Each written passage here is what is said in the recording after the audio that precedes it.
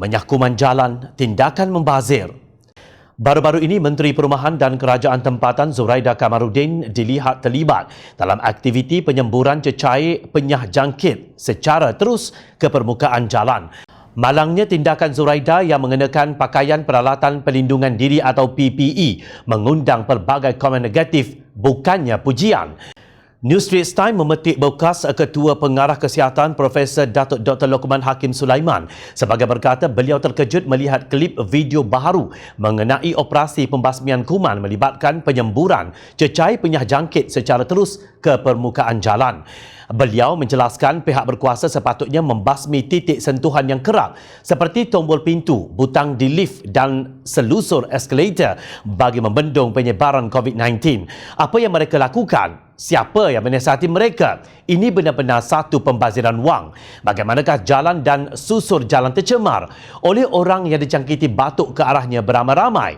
Kalaupun permukaan jalan tercemar, bagaimana ia boleh sampai ke muka anda? Apabila orang menggosok tangan di jalan dan kemudian menyentuh muka mereka, soalnya seperti dipetik. Atas dasar atau bukti apa mereka melakukannya? Ya, mereka mungkin mengatakan bahawa mereka mengikut prosedur operasi standard SOP. Tetapi siapa yang sediakan SOP dan menyokongnya? Soalnya, katanya jalan terbaik untuk menyakuman ialah dengan duduk di rumah dan tengok orang ramai yang memerhati operasi itu. Tindakan publicity ini sudah pun mendedahkan ramai orang kepada risiko, ujarnya. Laporan itu juga memetik pakar virologi Lam Sai Kit sebagai berkata, jalan raya tidak tercemar atau menjadi punca jangkitan COVID-19. Menyembur jalan raya hanya membazir sahaja. Kaki tangan patut dilatih untuk membuat nyah jangkitan di mana virus mungkin berada dan menjadi sumber jangkitan, bukan jalan raya, katanya. Sementara itu, bekas Ketua Pengarah Kesihatan Bahagian Penyelidikan dan Sokongan Teknikal Dr. Christopher Lee melahirkan kebimbangan beliau mengenai bagaimana operasi pembasmian kuman di seluruh negara dijalankan.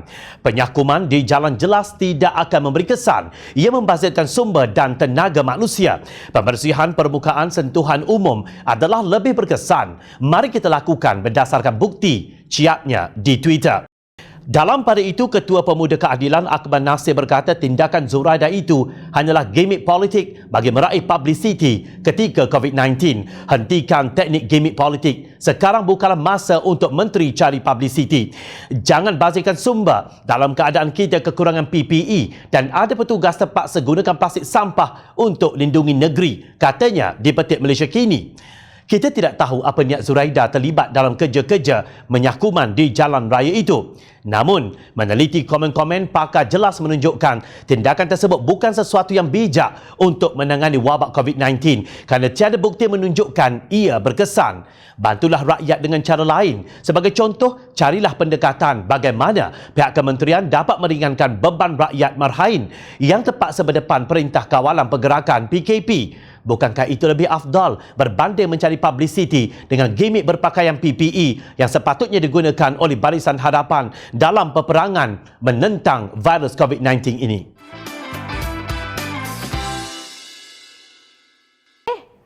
Hai!